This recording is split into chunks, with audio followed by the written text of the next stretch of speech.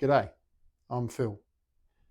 In my last video, I talked about the 2 years after my injury and how they changed the direction of my life. Today, I want to talk about why I finally decided to do something about my health. People sometimes talk about a single moment that changes everything. For me, it wasn't like that. There wasn't one dramatic day where I woke up and decided my life would be different. It happened gradually. Over time, I realised I couldn't keep living the way I was. When I came back to work after my injury, I started a security job that involved walking around a shopping centre all day. Part of the reason I took that job was because I knew I needed to get fitter. I figured all that walking would help, and it did, but it wasn't enough. I was still eating the way I always had. Then I joined a gym. To be honest, I thought I might be able to keep eating whatever I liked as long as I was lifting weights and building muscle. I knew it might take longer to lose the weight, but I hoped I could somehow out-train a poor diet. Looking back now, I realise I was trying to have it both ways. I wanted better health without changing the habits that had contributed to where I was.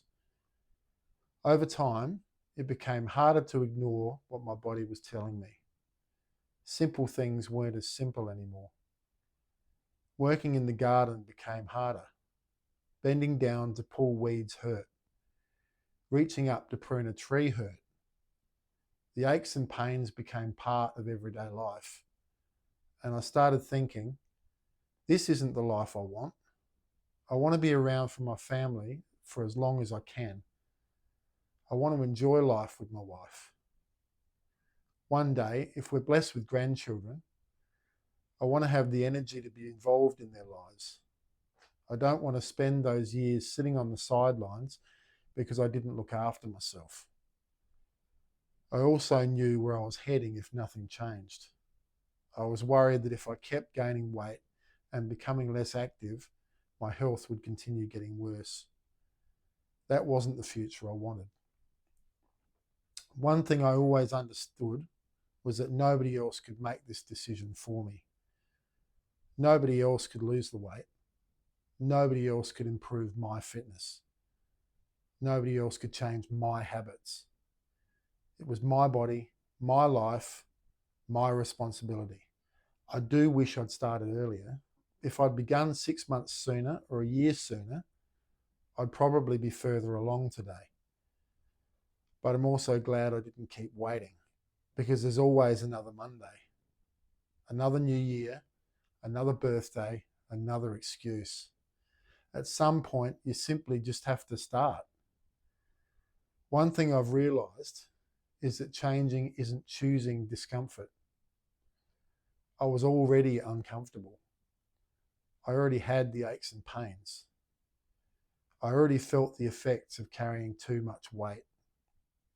The question was whether I wanted to stay where I was or accept some temporary discomfort in the hope of a healthier future. For me, my Christian faith also played a part. I believe God has given me this body, and I have a responsibility to look after it as best I can. Not perfectly, but faithfully. When I started this journey, I made a promise to myself. I wanted to become healthier, fitter, the best version of myself that I could realistically become. If I look ahead 5 years, I hope my sleep apnea has improved enough that I no longer need a CPAP machine. I hope I can walk up a flight of stairs without getting out of breath.